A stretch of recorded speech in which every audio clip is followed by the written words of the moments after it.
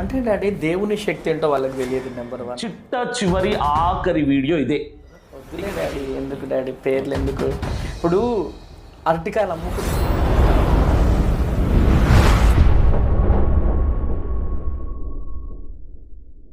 ప్రజలాడు దేని యొక్క మహాకప్పుడు మీ అందరికీ కూడా ఈ వీడియోకి స్వాగతం పలుకుతున్నాను. నేను ఒక ఇంటర్వ్యూ చూశాను, సిపిఎఫ్ అభినయ దర్శన్ ఒక ఇంటర్వ్యూ చూశాను. అందులో అమ్మతేజ గారిని ఇంటర్వ్యూ చేస్తున్నారు. ఇంటర్వ్యూ జరుగుతూ ఉన్నప్పుడు అమ్మతేజ గారు మాట్లాడుతున్నారు. ఏమని మాట్లాడుతున్నారు తెలుసా? మాటకు ముందు డాడీ, మాటకు తర్వాత డాడీ అంటూ పలకరిస్తున్నాడు. అసలు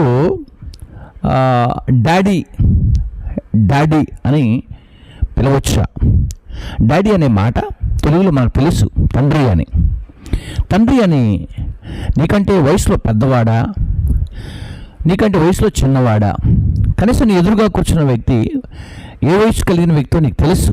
అయినప్పటికీ కూడా మాటకు ముందు డాడీ, మాటకు తర్వాత డాడీ వర్ణిస్తూ ఇంటర్వ్యూ జరిగిస్తున్నటువంటి సమయం.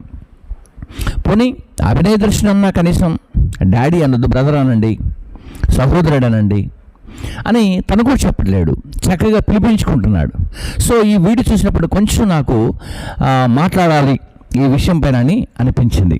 సో ఈ విషయం నేను చెప్పే విషయం కాదు, ఇది నేను రాసుకున్న విషయం కాదు, వీరిద్దరికి బోధించాలనే విషయం కూడా కాదు. కాబట్టి ఈ సమయంలో ముందుగా అమ్మతేజ గారు ఏం మాట్లాడారో ఒకసారి వింటానికి మనము ప్రయత్నం చేద్దాం. ఎవరు పేరు చెప్తారా? వద్దులే డాడీ, ఎందుకు డాడీ పేర్లు ఎందుకు? ఇప్పుడు అరటికాయలు అమ్ముకునేటోడని చెప్తాం. అంటే డాడీ దేవుని శక్తి ఏంటో వాళ్ళకి తెలియదు. నెంబర్ 1 రైట్, విన్నారు కదా, ఇదనమాట పరిస్థితి. సందర్భం వచ్చి మాట్లాడుకుంటున్నారు, బాగుంది. మరలా పాతకాలం విషయాలు కూడా మళ్ళీ తీస్తున్నారు. ఈ అరటిపళ్ళ విషయం కావచ్చు, స్వస్థతల విషయం కావచ్చు, ఇవి మళ్ళా తవ్వటం అనేది కూడా మంచిది కాదు. అభినయ్ ఇంటర్వ్యూ చేసినప్పుడు పాతకాలం కాదు, పరిచర్యకి ఎలా వచ్చారు, ఎలా మీరు పిలువబడ్డారు, ఎలా రక్షించబడ్డారు, ఇప్పుడు ఏ సేవ చేస్తున్నారు, ఎక్కడ సేవ చేస్తున్నారు అనే విషయాలు తీస్తూ చెబుతూ ప్రజల్ని ఎంతమంది రక్షించారనే విషయాన్ని మాట్లాడుకుంటే బాగుంటుంది. ఎందుకంటే ఇంతకుముందే అమ్మతేజ గారు చాలా విషయాల్లో సఫర్ అయిపోయి ఇబ్బందులు పడి ఇప్పుడిప్పుడే కోలుకుంటూ అతను ఒక చక్కని పరిస్థితులు ముందుకు వెళ్తున్నాడు. మళ్ళీ నీ ఇంటర్వ్యూ ద్వారా మళ్ళీ అరటికాయలు ఇవన్నీ కూడా బయటికి తీసుకురావడం వల్ల చాలా ఇబ్బంది అవుద్ది. ఒకసారి నువ్వు గమనించాలని కూడా నేను ఈ సమయంలో కోరుకుంటూ ఈ వీడియోలోకి స్వాగతం పలుకుతున్నాను. చూద్దాం ఇప్పుడు ముందుగా బైబిల్ గ్రంథం అసలు ఏం బోధిస్తూ ఉంది, బైబిల్ గ్రంథం ఏం బోధిస్తూ ఉంది అనే విషయాలు మనము నేర్చుకుందాం. ఇప్పుడు అమ్మతేజ గారు ఒకరే కాదు ఏమండి, ఇప్పుడు అమ్మతేజ గారు ఒకరే కాదు, వారితో పాటు కొంతమంది సేవకులు కూడా ఉన్నారు. వారికంటే ముందున్నటువంటి సేవకులు కూడా మమ్మీ డాడీ అని పిలిపించుకునే వాళ్ళు ఉన్నారు. బైబిల్ వద్దన పని చేసే వాళ్ళు చాలామంది ఉన్నారు. ఆ కాలంలో అవ్వ వద్దన పని చేయబట్టే ఈ పాపం ఈ భూమి మీదకి వచ్చింది, వద్దన పని చేయబట్టే. కాబట్టి మీరు వద్దన పని చేయకూడదనేదే నేను చెప్పబోతున్నటువంటి విషయం. ఇది నేను సొంతంగా రాసుకొని చెప్పట్లేదు, రక్షకుడైన యేసుక్రీస్తు వారు తన శిష్యులకు ప్రజలకు బోధించినటువంటి బోధ. ఆయన డాడీ అని పిలిపించుకోమంటే పిలిపించుకోండి, తప్పలేదు. అతను మమ్మీ అని పిలిపించుకోమని చెప్పాడు అనుకోండి, పిలిపించుకోండి, తప్పలేదు. కానీ దేవుడు చెప్పింది చేయకుండా చెప్పండి చేస్తున్నారు చూడండి. దీన్ని బట్టి రేపు మీరు ఇబ్బందులు పడతారన్న విషయాన్ని నేను గుర్తు చేస్తూ ఈ వీడియోని ముందు తీసుకువెళ్ళి వెళ్తున్నాను. ఒకసారి మనందరం కలిసి యేసుక్రీస్తు వారు నిజంగా చెప్పాడా లేదా అనే విషయాన్ని మనము ప్రస్తావించుకుంటూ ముందుకు సాగుదాం. మత్తయి సువార్త 23వ అధ్యాయము 1వ వచనాన్ని చూద్దాం. మత్తయి సువార్త 23 1వ వచనంలో ఈ మాట రాయబడింది. అప్పుడు యేసు జనసమూహముతోనూ తన శిష్యులతోనూ ఇట్లా, నేను గమనించండి, ఇక్కడ సేవకులుగా రాబోతున్నారు, ఓకే, సేవకులు కాబోతున్నారు. కాబట్టి మీకు ప్రజలందరూ వింటున్నారు, వారికి కూడా రక్షకుడైన జీవము కలిగిన దేవుడు ఈ విషయాన్ని తెలియజేస్తున్నాడు. ఏమని తెలియజేస్తున్నాడు తెలుసా? శిష్యులతో కూడా ఇట్లా నేను చాలా విషయాలు చెప్పాడు. అందులో ఇప్పుడు మనకు అవసరమైనటువంటి విషయం, ఎందుకంటే అన్ని విషయాలు చెప్తే ఈ వీడియో లెంత్ సరిపోదు, కాబట్టి మనకు అవసరమైనటువంటి విషయాన్ని నేను మీకు బోధించాలి, నేర్పించాలి, చెప్పాలి, తెలియజేయాలి. కాబట్టి ముందుగా అభినయ్ అండ్ అమరేష్ గారికి. జాగ్రత్తగా వినండి, తెలుసుకోండి. దయచేసి ఇలాంటివి మాట్లాడకండి, ఏ ఇంటర్వ్యూలో కూడా మాట్లాడకండి, గమనించండి. చూద్దాం ఇప్పుడు 9వ వచనం. మరియు భూమి మీద ఎవనికైనాను తండ్రి అని పేరు పెట్టవద్దు అని చెప్పాడు. అర్థమైందా? ఇప్పుడు మీరు అమృతేశ్వర గారు అభినయ్కి పేరు పెడుతున్నారు. ఏమని పేరు పెడుతున్నారు? డాడీ అని పెడుతున్నారు. సో పేరు పెట్టమన్నాడా దేవుడు? వద్దన్నాడా? గమనించండి. ఎవనికైనాను, అతను ఎంత గొప్పవాడైనా, ఒకవేళ మీకంటే వయసులో పెద్దవాడై ఉండి తండ్రి సమానుడిగా ఉన్నటువంటి వ్యక్తిని తండ్రిగా గుర్తిస్తే పర్లేదు, ఓకే, తండ్రిగా గమనిస్తే పర్లేదు. అతను మీకు వంటి చిన్నవాడని నేను అనుకుంటున్నాను, వయసులో కూడా చిన్నవాడే అని నేను అనుకుంటున్నాను. కానీ మీరు వెళ్ళింది ఇంటర్వ్యూకి, మీరు వెళ్ళారు. ఆ సమయం అది దేవుడు మీతో ఏం చెప్పాడు ఆ విషయాలు చెప్పవలసిన సమయం అది. మాట కంటే ముందు డాడీ, మాట తర్వాత డాడీ అంటాం చూసే వాళ్ళకి చాలా ఇబ్బందిగా ఉంది. మీరు కింద కామెంట్స్ కూడా చూసుకోండి, ఓకేనా? రైట్. పేరు పెట్టవద్దు. ఒక్కడేమీ తండ్రి, ఆయన పరలోకమందున్నాడు. పరలోకమందున్నటువంటి తండ్రిని గురించి మాత్రమే, పరలోకమందున్న జీవము కలిగిన దేవుని మాత్రమే మనము తండ్రి అని పిలవాలి.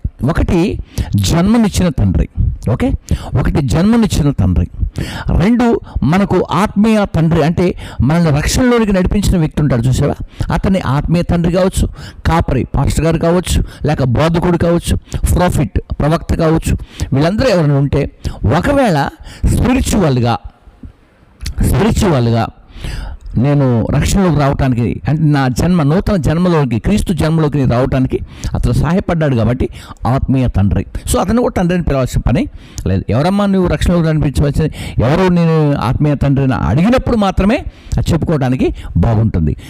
3 పరమ తండ్రి, ఓకే, కన్న తండ్రి, ఆత్మీయ తండ్రి, పరమ తండ్రి.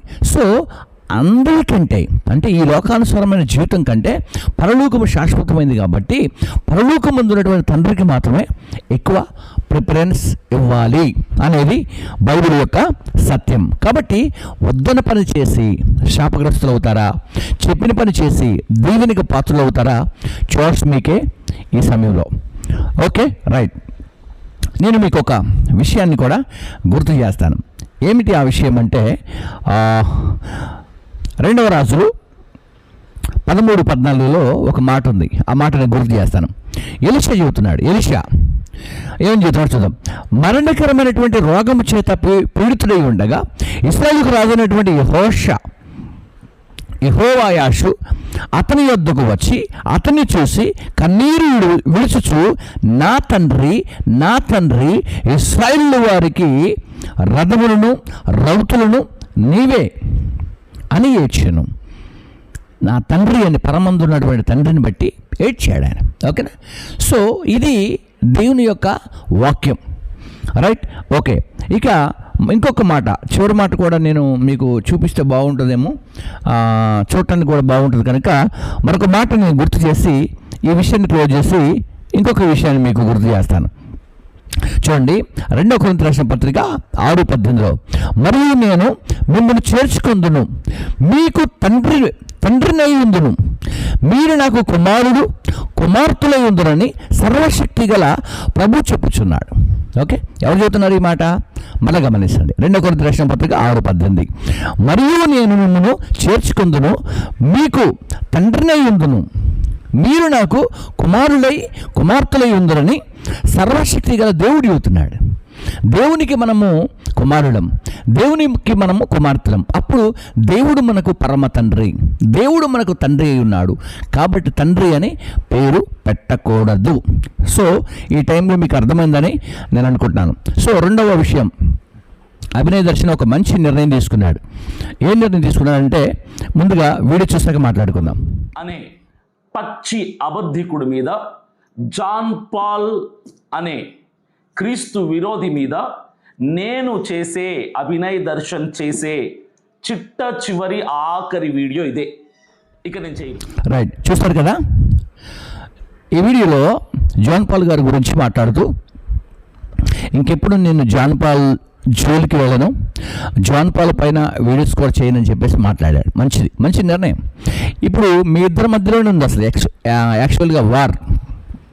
ఆయన వీడియోలు పెట్టడం, మీరు వీడియోలు పెట్టడం, నేను శాలరీ 10 రూపీస్ ఎంతో ఇస్తున్నానని మీరు చెప్పటం, సో మళ్ళీ ఆయన వీడియో చేయడం, ఇవన్నీ కూడా ఉన్నాయి. కాబట్టి ఇంతటితో మీరు ఆపారు చూడండి, చాలా బాగుంది. అయితే ఆపేటప్పుడు ఇలాంటి మాటలు మాట్లాడారంటే కొంత ఈ విరుద్ధమైన మాటలు, అంటే నన్ను కూడా అన్నాడు కదా బ్రదర్ అని మీరు అనొచ్చు ఒకవేళ. అయితే నేనేమంటున్నానంటే సేవకులుగా ఉన్నటువంటి వారు, సేవ చేసేవారు, సేవలో ముందుకు వెళ్ళేవారు ఇతరులు విమర్శించినప్పటికీ కూడా వాళ్ళకి మనం ప్రేమపూర్వకమైనటువంటి సమాధానమే చెప్పాలి. కాబట్టి ఈ విషయంలో మీరు కొంత ఈ మాటలు మాట్లాడారు చూసారు, ఆ మాటలు కొంచెం ఇబ్బందిగా ఉన్నాయి. అలాంటి మాటలు కాకుండా ఎవరైనా సరే, ఏ సేవకులైనా ప్రేమ కలిగిన మాటలు మీరు మాట్లాడాలని నేను కోరుకుంటాను. దయచేసి ఇంకా చాలామంది ఉన్నారు, ఎవరంటే ప్రవీణ్ షారోన్ గారు కూడా మమ్మీ డాడీ అని పిలిపించుకుంటారు. ఆ తర్వాత థామస్, షిబా, సో వీరు కూడా మమ్మీ డాడీ అని పిలిపించుకుంటూ ఉంటారు. అమ్మతేజ మీరు కూడా పిలిపించుకుంటూ ఉంటారు. సో ఇలాంటి వాళ్ళందరూ కూడా దయచేసి మమ్మీ డాడీ అనేది ఆపండి దయచేసి. వారు మీరు కలిసి, మీరు దేవునికి శిష్యులై ఉన్నారు, వారు దేవునికి పిల్లలై ఉన్నారు. ఓకేనా?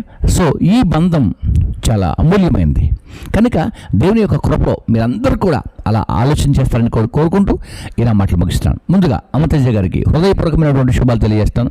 మీరు మీ పరిచర్లో ఇప్పుడే క్లిక్ అవుతున్నారు, బట్ ఇలాంటి ఇంటర్వ్యూలలో ఇలాంటి మాటలు మాట్లాడకూడదని, మరలా ఈ అతికాయల గురించి కానీ ఇలాంటి గురించి వస్తే ఏం చేయాలి చెప్పండి, పక్కకు పెట్టేసేయాలి. బ్రదర్ ఇలాంటి విషయాలు అడగొద్దు, వేరే విషయాలు అడగండి అని చెప్పి మీరు కొత్త విషయాలు చెప్పండి. ఓకేనా? అలాగే అభినయ్, నువ్వు కూడా సేవలో పరిచయం వదులుతున్నావు కనుక ఇంకెప్పటికి కూడా ఇలాంటి విషయాల్లో మీరు పట్టించుకోవద్దు. దయచేసి పాత విషయాలు ఎవరికి కూడా బయటికి తీసుకురావద్దు. ఫర్ ఎగ్జాంపుల్గా మీరు శాలింరాజుని ఇంటర్వ్యూ చేస్తున్నారు అనుకో, మల్లెపూల గురించి అడగకూడదు, ఇంకా అట్లా ఇలాంటివన్నీ కూడా బయట తీసుకురాకూడదు. ఓకేనా? రైట్. ఈ సమయంలో మీరు మీ పరిచయం వద్దులండి, జోన్పాల్ జోలికి వెళ్ళకండి, ఎవరి జోలికి వెళ్ళకండి, ఎవరితో గొడవలు పెట్టుకోకండి. మీరు మీకు ఇచ్చినటువంటి పరిచయంలో ముందుకు వెళ్ళాలని కూడా కోరుకుంటూ మీకు బెస్ట్ ఆఫ్ లక్ తెలియజేస్తాను. అలాగే అజయ్ బాబు గారి గురించి కూడా మీరు ఆలోచన చేయాలి. అంతేకాకుండా అజయ్ బాబుని కూడా అన్ని విషయాలకు లాక్కండి దయచేసి. ఓకే? తన పరిచయం తను చేసుకుంటున్నాడు, హ్యాపీగా అలా ముందుకు వెళ్ళాలని కూడా నువ్వు కూడా కోరుకుంటూ, అతను కూడా బ్లెస్ చేసి మీరు కూడా బ్లెస్ అయ్యి ముందుకు వెళ్ళాలని కోరుకుంటూ ఈ నా మాటలు ముగిస్తున్నాను. May God bless you. అందరికీ కూడా శుభాలు కలుగును గాక. ఆమేన్.